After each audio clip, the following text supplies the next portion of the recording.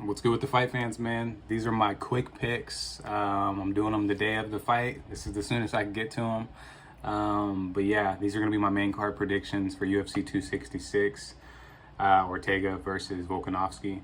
The first fight, Jessica Andrade versus Cynthia Calvillo, ranked number 1 versus ranked number 5. Negative 280 for Jessica Andrade and plus 225 for Cynthia Calvillo. That plus 225 is actually looking pretty good for a parlay. But I really don't know, man. Jessica Andrade's pretty tough. She can take some punishment too. She's a pretty good wrestler. I don't think Cynthia Calvillo is gonna really be able to out grapple her because Jessica Andrade's really strong in clinch situations. So yeah, I'm picking Jessica Andrade on that one. I don't think that Cynthia Calvillo is a good underdog pick. She does have a possibility to win by like a split decision, maybe a submission victory if she can pull something crazy off. I don't see it happening. Andrade's too fucking strong. I don't see her getting a submission unless it's like maybe a rear naked choke or something like that. But yeah, I'm rocking with Jessica Andrade on that one. The next fight, Curtis Blades versus Jairzinho Rozenstruik. This one I've been going back and forth on. Curtis Blades is ranked number 4, Jairzinho is ranked number 6, and Curtis Blades is a negative 210. Jairzinho is a plus 245. That's also a really good underdog to pick. I don't like picking Jairzinho just for the simple fact he doesn't have a lot of output, but at the same time he doesn't need a lot of output because he has one punch knockout power. We've seen what he did to Crowder and a few other people where he just stiff jabs you and you get sat down quick. The guy's a really good kickboxer. He's had a shitload of fights. Curtis Blades, we already know what he's coming in to do. He's usually going to try to use his wrestling. For some reason, the last few fights he's been trying to strike more. I think he needs to stop listening to people and just stick with his game plan of wrestling, even if it's boring, because he tends to try to strike occasionally and he'll get caught with stuff. He did try to go for a takedown his last fight and he got caught with that fucking vicious uppercut versus Derek Lewis. I think Curtis Blades is going to get the job done. I think he's going to make it look really easy. I think he's going to control Jairzinho on the ground pretty much like nothing, and I think he should be probably a higher favorite than a negative 210. But at the same time, if Jairzinho clips Curtis Blades with anything heavy, Curtis just doesn't seem to have a chin like that. He has a really bad underbite. I'm not clowning the guy because I'm a fan of Curtis Blades, but maybe, I don't know, maybe that has something to do with him getting KO'd or something. His chin is out there a little bit more. But yeah, I'm still picking Curtis Blades on this one. I'm not going to pick against him. I think that he's going to just dominate the wrestling department, and Jairzinho's not going to have an answer for it. Next fight, Nick Diaz versus Robbie Lawler. I really wish Nick didn't come back out of retirement. He doesn't look like he really wants to be there. He looks very unmotivated. But at the same time, I don't know what's going on in his head. Of course, I'm a Diaz fan of both of them. I like Nick and Nate. I don't think they're as good as people want to say they are, but I'm still a fan of both of the guys. They're fucking they're straight warriors, dude. Both of them are. And Robbie Lawler's a straight savage too. One of the best fights ever was the Rory McDonald versus Robbie Lawler fight. That was insane. That was probably in my top 5 fights of all time watching, and I watched it live, so it was crazy, dude. I wanted Rory McDonald to win because I'm a fan of both. I'm a fan of both these guys. I'm more of a fan of Rory McDonald. But I like both of those fighters.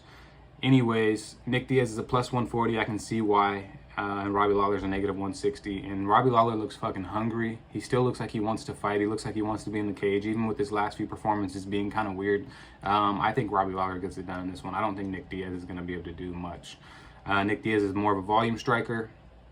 He likes to play around in the cage. Robbie Lawler's more one of those fighters that wants to just hit you with something big and knock you the fuck out. And I think he can clip Nick Diaz for sure. I think he can clip him and possibly get a TKO victory in this one. Even though Nick is super fucking durable, just like his brother. They're warriors, dude, straight up. But yeah, I'm rocking with Robbie Lawler. Most of the fights on the main card. Actually, I think all of the fights I'm rocking with the favorites. So it's gonna be kind of interesting to see if all the favorites win. Usually they don't. There's usually at least one underdog on the main card and one underdog or 2 underdogs on the prelims that win.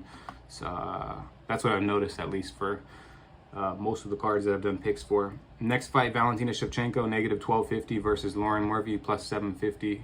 The champ versus ranked number 3. I don't even know why Shevchenko was a negative 1,700 for a while. I'm not sure why that she's a negative 1,250. She should be like a negative 3,000 in my own opinion. I don't see Lauren Murphy even doing anything. Lauren Murphy does not have the best striking credentials, and she just doesn't have the best striking in general. She's very flat-footed, and I'm not trying to knock her, but she's super flat-footed. She's very slow with most of her strikes. She does hit pretty hard. She has a nice, like a decent jab cross. She tries to throw combinations, but Shevchenko is going to be way too fast for her. It's one of those fights that's just, they're just trying to look for anybody for Shevchenko to fight, and there's no one really in that division that can really handle what she's offering. Shevchenko, she's the best female fighter probably of all time that I've seen in the UFC. I honestly think she's better than Amanda Nunes too. I think she's just really small. I think she's just a lot smaller. She has a smaller body frame than Nunes. Nunes is a savage as well, but I think that the second fight Shevchenko should have won. And considering that she went up weight class to fight her, like if Amanda Nunes tried to make Valentina Shevchenko's weight, she would get pieced the fuck up. She would get KO'd. She would never be able to make that weight because she's too big. But Shevchenko is just a better fighter. I think she's the best women's fighter in the UFC right now, currently. But I think that it's going to be high volume for Shevchenko. I think she still has a lot to prove because she's the champ, and a lot of people still doubt her, which I don't know why. Shevchenko has some of the best footwork, and it's probably because she has dancing in her background. A lot of the dancing and just that overall body control and movement. She's not stiff. She's light on her feet, and she's probably the best well-rounded women's fighter in the UFC. She has wrestling, she has submissions, she has everything, dude. She has some of the nastiest kicks in the game, and she's just good, dude. She's not good, but she's just great. I'm a huge Shevchenko fan. I've been a Shevchenko fan for a while. But yeah, Lauren Murphy, I just don't see her bringing much to the table. Every other girl has tried, and they've all failed. So I don't see it being any different. And I see Lauren Murphy probably getting clipped with something big and possibly going to sleep. But she is durable. Lauren Murphy is fucking durable. I could see this going to decision and Valentino just edging her as a UD decision. Next fight, Alexander Volkanovski, the championship fucking match versus Brian Ortega. Volkanovski, negative 170, the champ, versus ranked number 2, Ortega plus 150. I'm a huge Ortega fan, man. Being from California, I usually root for a lot of the California fighters, man. I'm not from SoCal, I'm from NorCal, but at the same time, I'm in SoCal right now, so I wanna pick Ortega, I really do, but I just don't feel like he has all of the tools yet to beat Volkanovski. I think he will. I think eventually Ortega is gonna be a champion. But seeing what happened to him versus Max Holloway and seeing Alexander Volkanovski stay in there with Max Holloway and not get pieced up as much like Ortega did. But Ortega fucking fixed a lot of holes in his game. He fixed his defense a ton. His boxing looks crisp. Just everything looks really crisp on at least from his last fight. But Volkanovski, dude, he doesn't get tired. Neither does Ortega. They both have high output. These guys are both dogs. But I just think Volkanovski, man. The odds I think the odds are at good points, good price points, negative 170 and plus 150. Ortega is a good underdog to pick. He could pull off a slick submission. I don't think Volkanovski would tap. Even if he got into a submission, I think he's too game, and he's too fucking durable, dude. Anybody can get KO'd, of course, but Volkanovski, he's in really good shape right now. I don't know if anybody follows him on Instagram or whatnot, that's following me on here. But if you guys do, the dude's been grinding, man. He's been fucking grinding. I think Alexander Volkanovski, with his 22-1 record versus the 15-1 record, he's always the shorter opponent. But he has a decent reach. He has 71.5 inch reach. He has 2.5 inches over Ortega, which is not going to really make that much of a difference, I don't think, because Ortega still knows how to he likes to get into those clinch situations and get and kind of just work with you in the clinch situations and shit like that, and he's really good at pulling his opponents in. I don't think Alexander's going to let him do that. I think he's going to chop Ortega's legs down. Ortega's probably going to check a few, but yeah, I just see Volkanovski just, I'm not going to say it, but I just see him winning. Yeah, he has too much output, and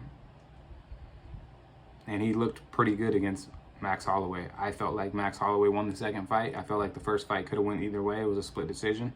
In both fights, they gave it to Volkanovski.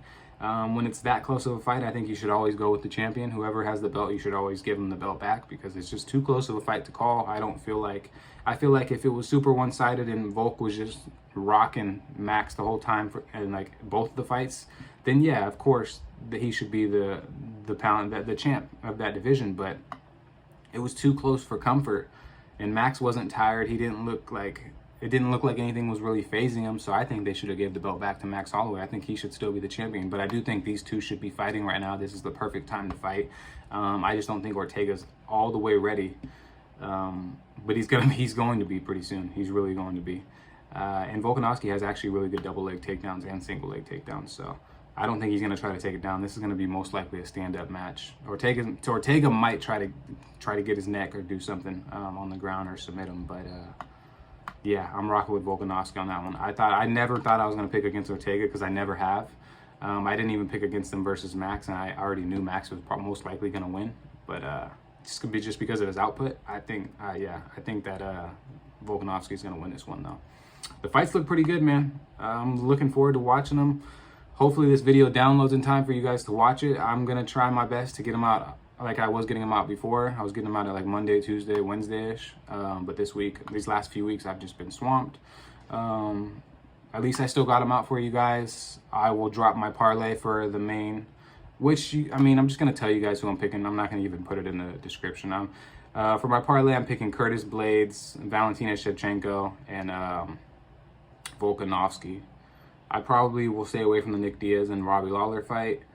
And I'm going to stay away from the Jessica Andrade and Cynthia Calvillo fight for that parlay. So it's just a 3-person parlay. All three of them are favorites, so it's not going to be a crazy come up. You might double up. If you put 20, you might win 20. So put 100, you might win 100. But a win's a win. So get that money, you guys. Make sure you guys enjoy the fight. Subscribe, like, comment.